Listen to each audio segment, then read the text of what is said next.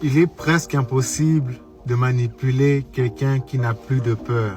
Il est difficile de manipuler quelqu'un qui maîtrise ses émotions. Que ce soit la peur du rejet, la peur de l'abandon, la peur de la mort, la peur de perdre un proche, la peur du manque. En gros, toutes ces peurs, c'est ça qui fait que tu es manipulable en fait. Parce qu'une fois que tu te détaches de toutes ces peurs, on ne peut pas te manipuler. Par contre, on va te manipuler. Par contre, on pourra te tirer. C'est grâce à tes peurs qu'on peut te dire, qu'on peut te faire quelque chose. Sinon, on réalisera la chose dont tu as peur.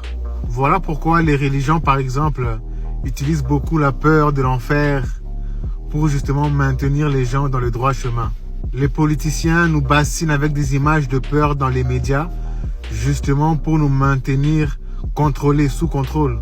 Malheureusement, la plupart des gens vivent leur vie, font leur choix sur base de la peur. Je prends une maison à crédit, on ne sait jamais, peut-être que, voilà, on ne sait jamais ce qui peut arriver. Je prends une assurance décès, on ne sait jamais, voilà.